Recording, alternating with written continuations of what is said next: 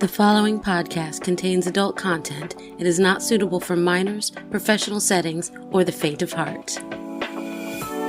The stories you're about to hear are recorded live at Petra's in the historic Plaza Midwood, Charlotte, North Carolina. FOREPLAY Goes South is open mic storytelling. Hosted monthly by Metanoia, attendees share their intimate, sultry, salacious tales. So first off, I want to start out this episode with a big shout out to everyone who joined me at Petra's last month for the holiday festivities. There were a ton of people who participated in the giveaway, and at the end of the night, our lucky stocking winner was Mags. Stay tuned to hear her story coming up later in this episode. This giveaway also allowed people a chance to vote for their favorite podcast storyteller of 2022. There were a lot of fantastic storyteller nominations for many of our most regular stage participants. And yet the people have spoken, and the number one FOREPLAY Goes South storyteller of 2022 is Candy. You can listen to a recent story of hers on last month's episode, Quit Ducking Around. Thank you so much to everyone for making the end of 2022 so much fun. All right, let's listen to some stories now. We are opening up this episode with the story that opened December's live event. Happy takes the stage to share with the room how he kept busy during lockdowns. Happy Tuesday, everybody.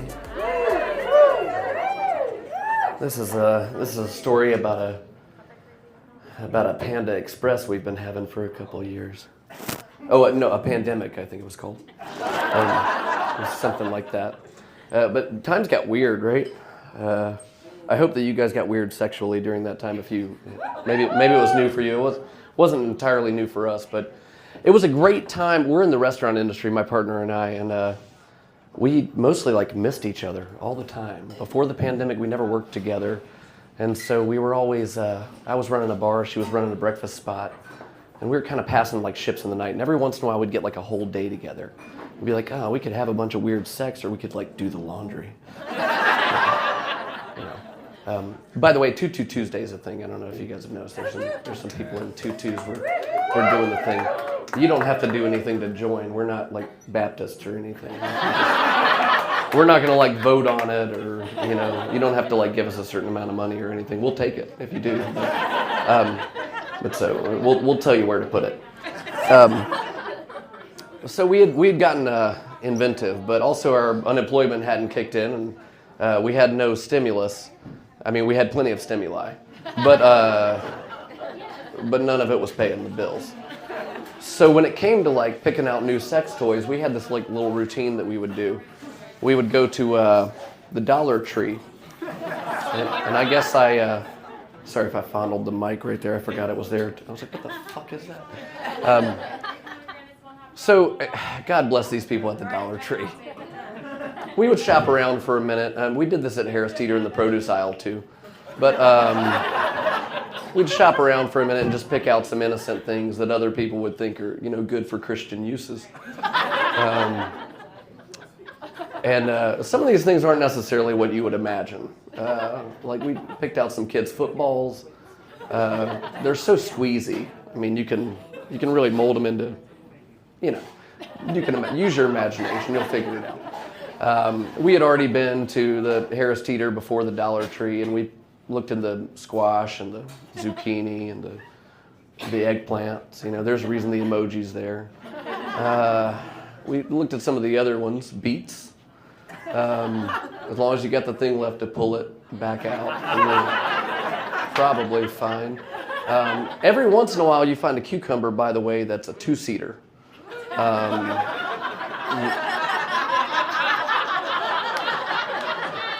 Right, you guys see where I'm. And for those of you that don't, just talk to us after the. They make them. We have some farmer friends too. So yeah, you'll know it when you see it. And the Myers Park mom that's next to you as you and your partner talk about it, she'll know it, and she'll try her best to talk her husband into it. And out of those boat shoes. But so we got pretty inventive. At one point I had a whisk in my asshole. Right. It was different. We got a little pinchy. There was no blood. We were okay. We made it. But, things were getting weird. We're like a month or two into, And we'd already been, I told her when we got into the relationship, I might be a little vanilla, I don't know, compared to you. And like 2 weeks later, she was like, oh yeah, you're so vanilla. Absolutely, the most. You're like a bean. And so we were running out of objects. The Dollar Tree was running out of objects. Harris Teeter was low on produce, blah, blah, blah, supply chain,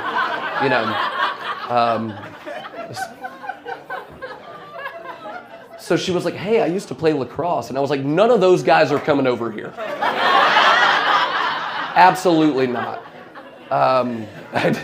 Wrong time to meet new people. She had a few balls in the closet. If that is a euphemism for something, I'm not sure what it means. But no, she had some lacrosse balls in the closet, and I was like, you've had a kid, your snatch can handle that, you're right. Like, you know it better than I know it, and I'm getting to know it very well, but yeah, that's a thing we could do. And so we get to work, we have some lube, and we get after it. It's feeling great, she seems to be feeling great.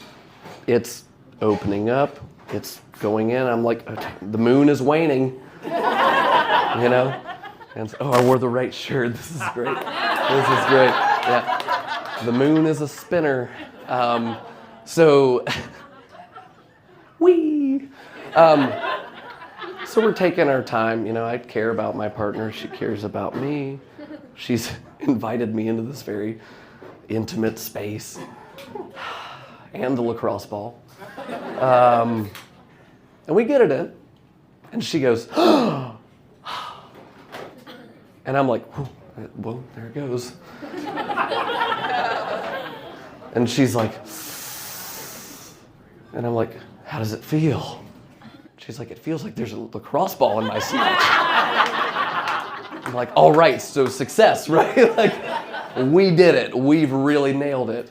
And we go through a few minutes and we're playing around. There's some surface play.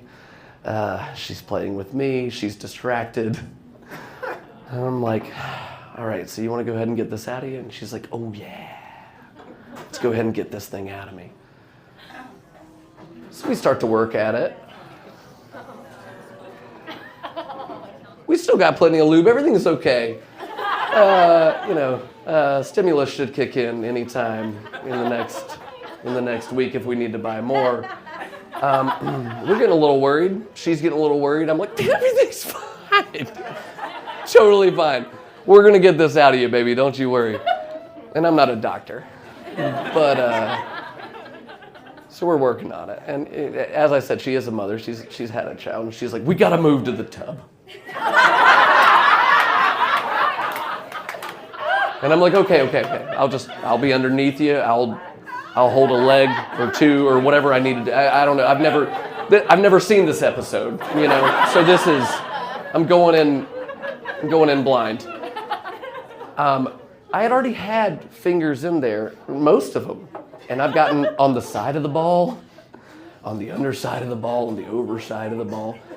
But even when I get just the one finger behind the ball, it's like a monkey trap, Like he can get it out of the cage and he can grab the nut. And then he can never get his fist back out. And so neither my fist or the ball are coming back out, at least not together. And I'm like, oh shit, what are we gonna do? We know a urologist, a chief of urology. In fact, I'm not gonna list any names, obviously. She's like, we gotta call her. I'm like, we're not there yet. We might get there, but it's not right now. We do the tub thing, she's doing the and I'm doing like similar things that aren't as useful. Lubing up, we're really working on it. I'm like, hey, look, let's just relax. We're thinking too much about it. Let's go back to bed. Let's just lay you down. Let's relax. Like you're inflaming. It's inflammation. That's what's happening. Like if we just relax, everything's gonna be fine. And something occurs to me as we're sitting there and I'm taking deep breaths. I'm trying to like do some transcendental meditation or something to get myself out of it. And we're about to call the urologist. And I'm like, holy shit, I think I have an idea. You're not gonna like it.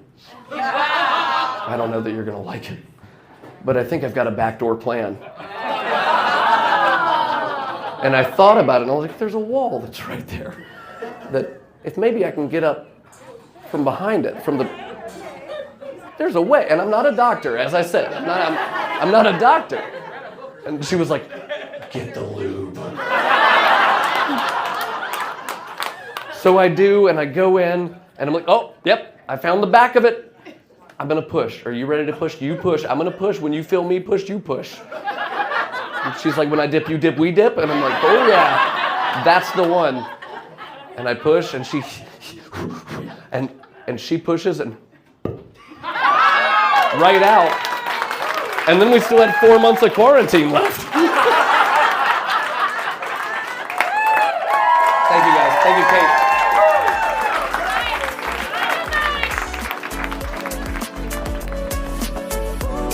Up next, we hear from Mags, the holiday giveaway winner who closed out the evening with her rendition of Dancing with the Stars.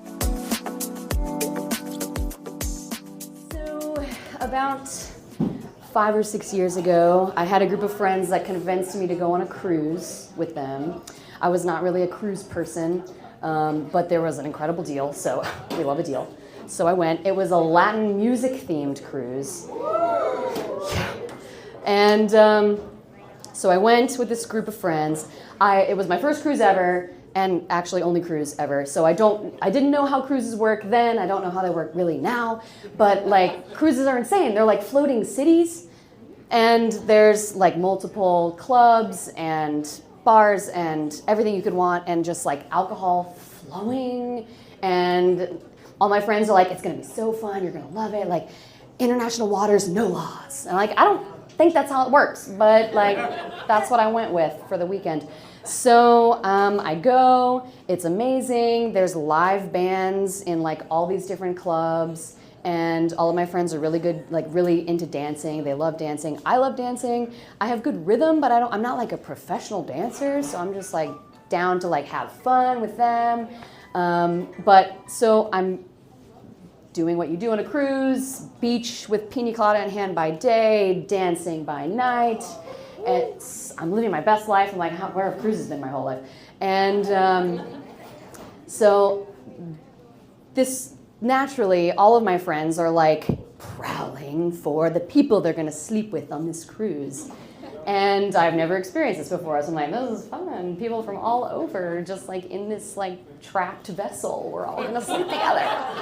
And so naturally I'm also prowling, but it's like not going so well for me. There's like a couple of maybes, but this one night we are in this club, the band is incredible, and we're all dancing, and this man comes up to me, and he is beautiful, like carved from marble, beautiful, like this dark curly hair. His name is Jaime. We're gonna call him Jaime. He's Colombian, so like he knows how to like salsa and bachata. He's like, do you want to I see you moving, do you want to dance? I'm like, what do you say when this beautiful man comes up to you and asks you want to dance? Like, where's the marriage certificate? I will sign it right now. Thank you. Yes, I will dance with you, please. Yes. So we're dancing. It's getting like a little hot, and he's sweating. I'm naturally sweating profusely, and I'm a redhead, so I'm like beet red in the face. Like, this is so hot. And I've never danced like this.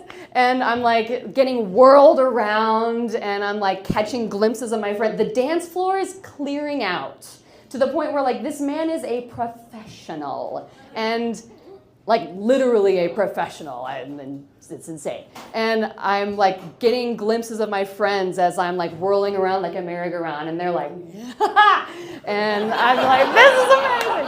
And I'm just getting spun so fast, and it's so sexy. I'm like, man, this man is incredible. He has got great rhythm. You know what they say about great rhythm.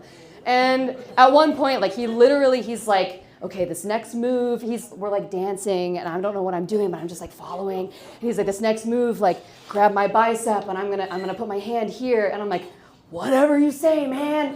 And I grab his bicep. He literally flips me upside down completely and lands me on my feet, sticks it. And people are clapping and cheering. I'm like, I'm on a reality TV show. This is amazing. And we're still dancing, and like I'm getting dizzy. It's crazy. the band is like giving us eyes. And the music finally, like the song ends, and I'm like, oh God, I'm like so sweaty. And he's like looking at me in the eyes, and he's like, that was amazing. You're a great dancer. Thank you. I'm like, thank you, sir. And I walk back to my friends, and they're all squealing. They're like, oh my God, that was amazing. And one of my friends is like, I'm totally going to seduce him later. And normally I would have been like, cat claws, that man is mine. But a little detail I omitted earlier was, this is a gay cruise. And I was humbled and honored that my group of gay male friends invited me on this cruise with them because I was having a sad time in my life. And they invited me on this cruise, and it was the most beautiful time of my life. And so when my friend, we'll call him Michael, was like, I'm going to seduce that man that you just danced with, I was like, that's amazing. Did you see his rhythm? You guys are going to have a great time.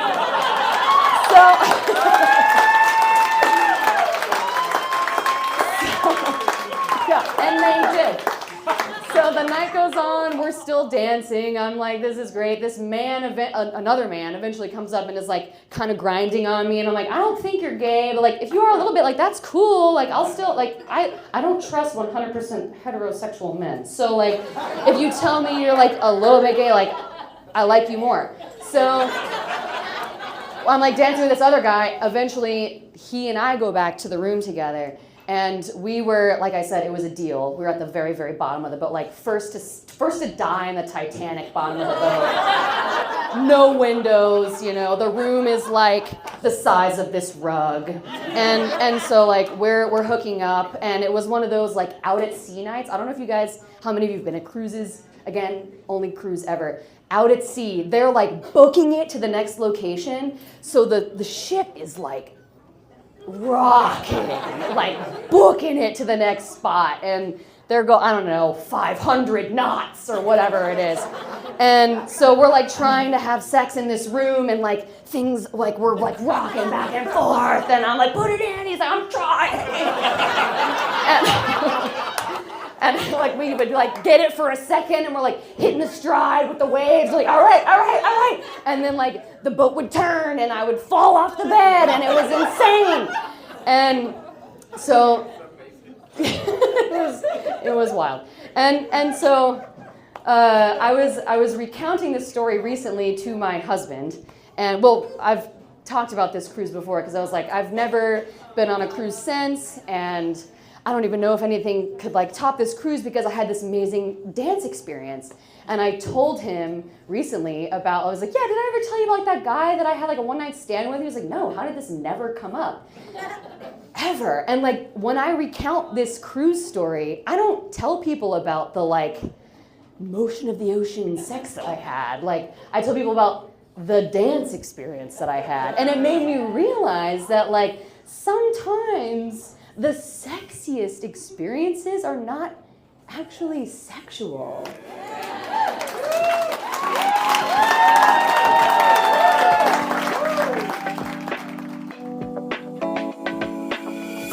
In this next story, Dylan realizes that convenience store products aren't always so convenient.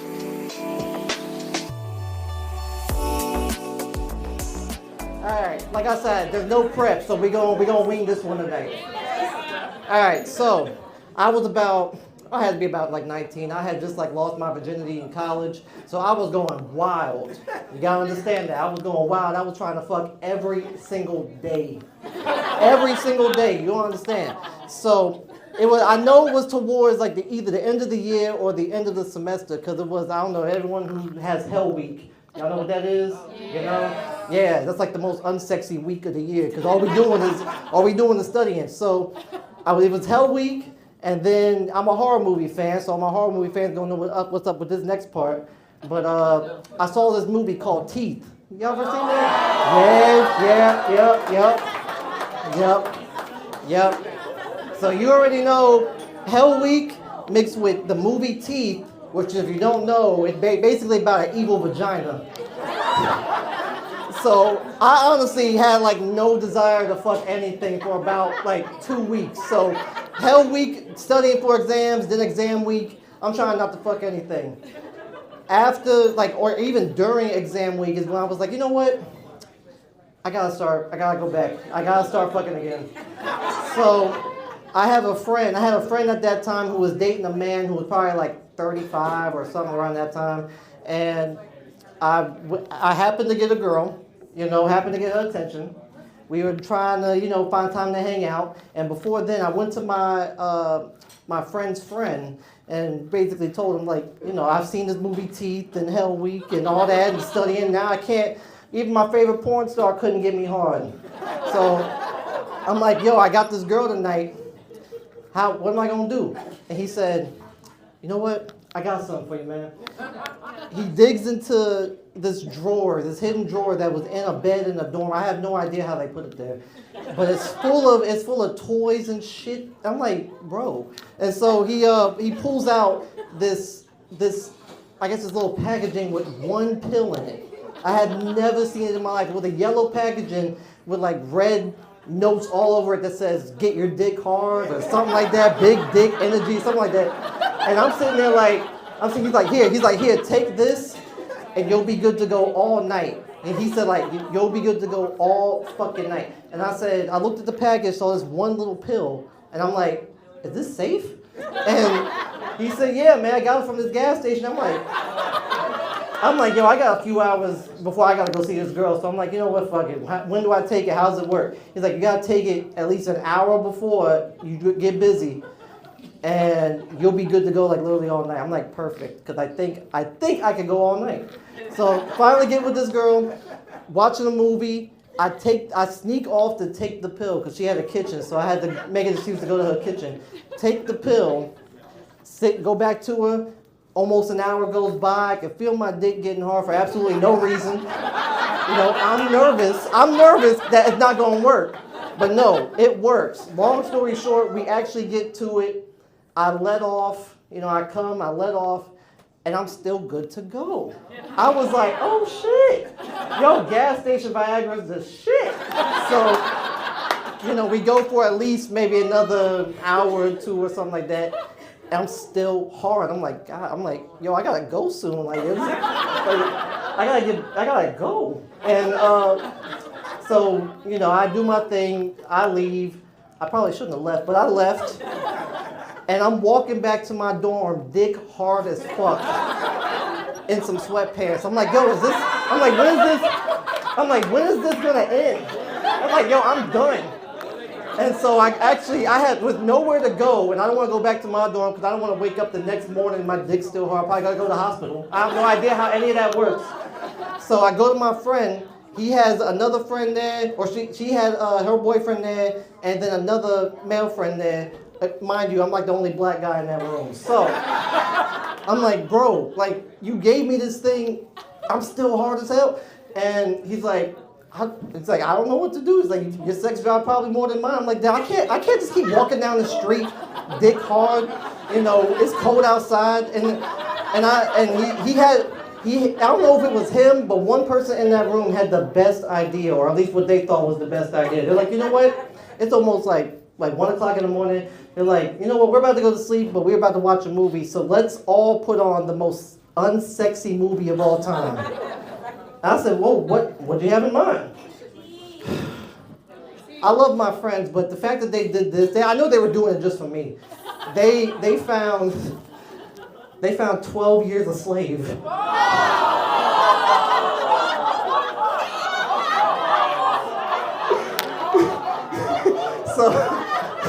So again, I'm the only black guy in the room. And we're watching 12 Years a Slave, my dick on hard. We're watching that until all of us fall asleep. So I can honestly say, like, I watched a slave movie. I felt so bad with a hard dick. That was so bad. But I guess it helped. And, just don't take gas station Viagra. Go spend the money on some real shit. Thank you.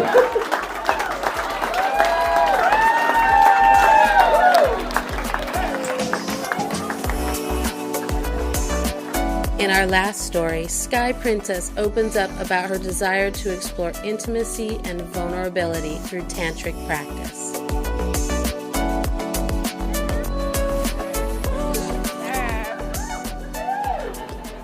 I got no idea what the fuck I'm doing tonight, but I did just get consent to say something. Tonight's foreplay goes south. It is provided to you by none other than Viagra, guaranteed to keep you hard for 12 years of slavery, your money back guarantee.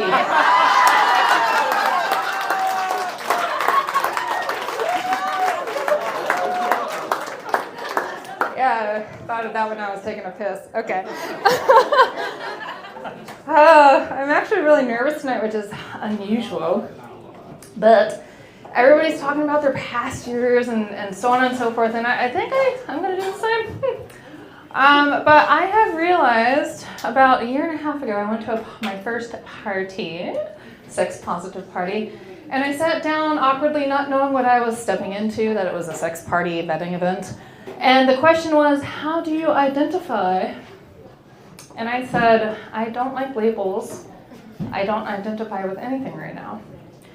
Now, a year and a half later, on this stage, I identify as a sensualist. Yeah, it feels so nice. I actually thought like to be kink and to be kinky was you have to take pain, you have to be a masochist or a sadist and like all this shit.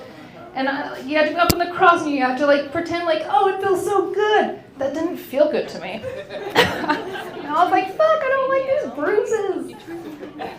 I gotta keep these peaches nice. I am not dissing anybody that likes the bruises. I just don't, because I bruise so easily. Okay, anyways, so I have discovered through the year and a half, specifically the last half a year, that I am very gifted in tantra, energy, cock worshipping. Do tell. And I like it. I have always known that I've been a giver, and I'm like, to me, actually being a sub is fully being surrendering and sitting back and having no timetable and being like, okay, there's nothing, I'm going nowhere. This is all about me, or this is all about that person. And I recently discovered with my Groove Cruise bae that his beautiful 7-inch cock, which is my dream with the girth and the just voluptuousness in my mouth. God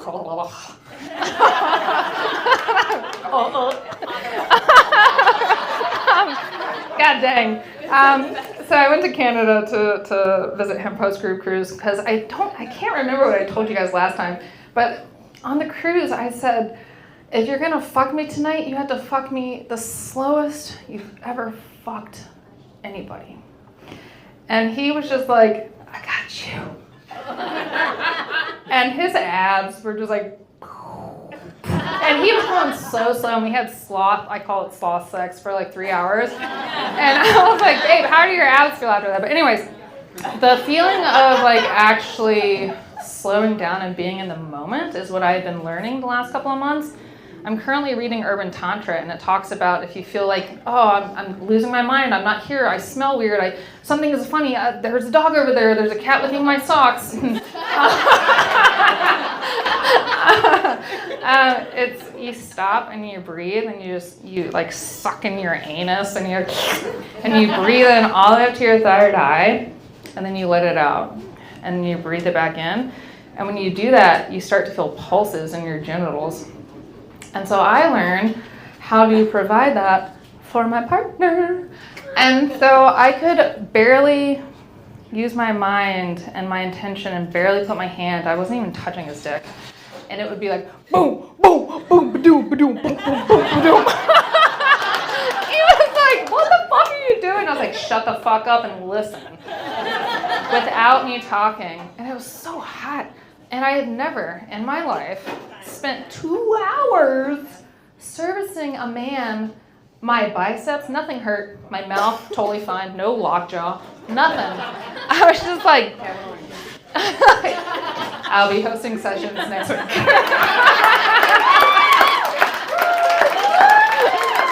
Anyways, But 2 hours, I was like, God, I'm not tired. This is the most beautiful thing. Timetable. There's no timetable. Everything, time stops. And it's just like, when you're like really in the moment, and I'm like never, sorry, I've like never actually been in the moment like that with somebody where I had no idea what was going on outside of me. The sounds, nothing altered me. And I was just there with that dick, that cock.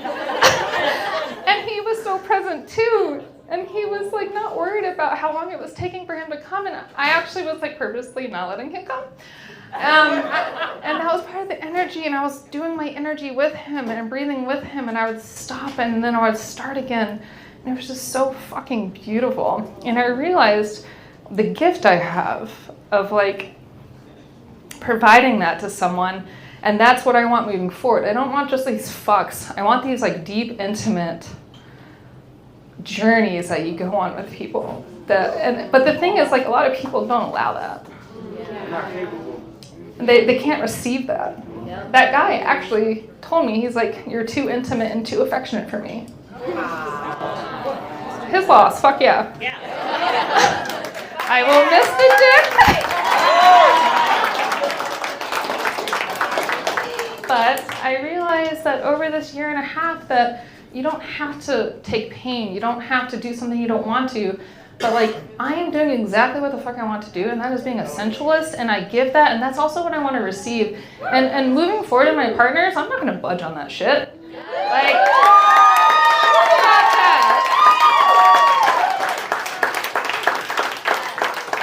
but it also makes it really hard because a lot of people don't know how to receive like the gift that I have to offer. So time will reveal to me who is supposed to be for me.